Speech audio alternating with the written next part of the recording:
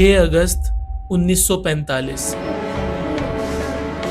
सुबह 8:15 पर एक अमेरिकन बॉम्बर एनोला गे हिरोशिमा के ऊपर बॉम्ब गिराता है।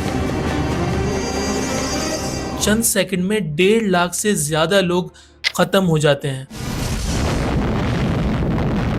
ठीक 3 दिन बाद नागासाकी पे दूसरा हमला होता है और दोबारा लाखों लोग मारे जाते हैं। जापान 9 दिन बाद हार मान लेता है। ये जंग जो 1941 में जापान ने पर्ल हार्बर पर हमला करके शुरू की थी, अब खत्म हो चुकी है। लोग मारे जा चुके हैं और जापान मिट्टी में मिल चुका है। और यहाँ से शुरू होता है कहानी का सबसे अजीब हिस्सा। जिस अमेरिका ने जापान को मिट्टी में मिलाया, वही अमेरिका 1 साल बाद उनको दोबारा खड़ा करने लगता है। ये बिल्कुल उसी तरह नहीं है कि पूरी फिल्म में एक बाप अपनी बेटी को हीरो के साथ जाने नहीं देता और आखिर में खुद उसका हाथ हीरो के हाथ में थमा देता है। जा सिमरन, जा जी ले अपनी जिंदगी।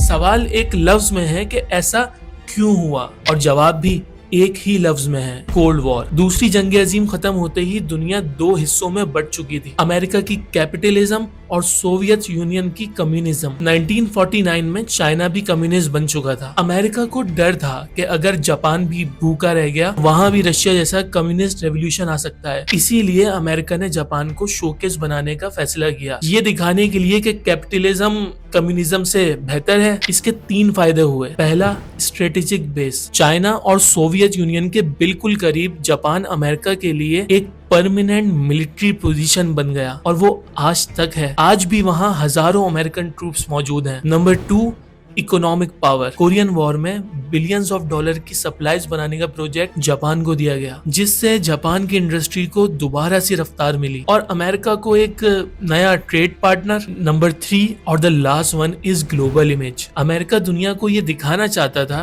कि वो सिर्फ तबाह नहीं कर सकता, बल्कि तबाह करके बना भी सकता है। और जापान को रीबिल्ड करके उन्होंने ये चीज प्रूव भी कर दी। सिर्फ 25 साल में जो मुल्क राख बन चुका था, दुनिया की दूसरी बड़ी इकोनॉमिक पावर बन गया। टोयोटा, सोनी, होंडा और ना जाने कौन कौन सी कंपनीज इसी मुल्क ने दुनिया को दी। तो जब कोई मुल्क राख से उठ के दूसरी इकोनॉमिकल पावर बन सकता है, तो आखिर हम क्यों नहीं।